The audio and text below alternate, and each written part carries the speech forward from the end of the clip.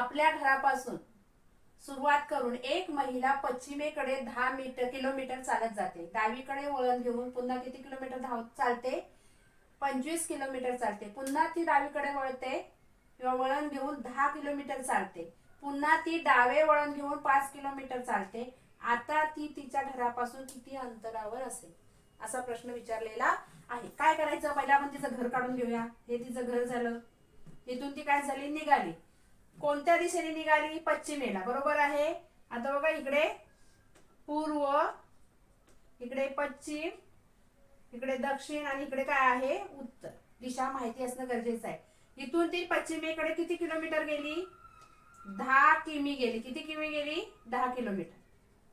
नंतर काय केलं तिने? बघा, नंतर पुन्हा ती कोणतं वळण घेतलं? तिने डावे वळण घेतले. इकडे तोंड असल्यामुळे ही बाजू तिची कोणती येणार? डावी. दक्षिणेकडची बाजू आहे ती तिची डावी येणार. मग तिथे डावं वळण घेतलं तिने. किती किलोमीटर चालली? 25 किलोमीटर. आता पुन्हा तिने काय केलं? बघा, पुन्हा तिने डावे वळण घेतलं. आता तिचं तोंड इकडे दक्षिणेकडे असल्यामुळे डावी बाजू इकडची पूर्वेकडची येणार आहे. पुन्हा ती पूर्वेकडे वळाली. किती किलोमीटर चालली? 10 किलोमीटर. पुन्हा ती डावे वळण घेतलं उत्तरेकडे. तिचं इकडे कुठे पूर्वेकडे तोंड होतं. डावी बाजू कुठे येणार आहे? उत्तरेकडे, इकडे वरती. किती किलोमीटर चालली? 5 किलोमीटर चालली. बरोबर आहे. तर ती आता घरापासून, हे तिचं काय आहे? घर आहे.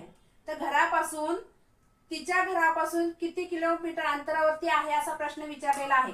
बघा, आता इथं ही बाजू काय झाली? समान झाली. म्हणजे ही समोरची आणि समोरची बाजू पण काय येणार आहे? समान येणार आहे. म्हणून बघा, आता 10 काय येणार आहे? जर ही 10 आहे, ही 10 आहे, तर ही 25 आहे, तर ही सुद्धा किती येणार आहे? 25 येणार आहे. मग आपल्याला काय करावं लागणार आहे? तर बघा, 25 किलोमीटर वजा 5 बरोबर येणार आहे 20 किलोमीटर.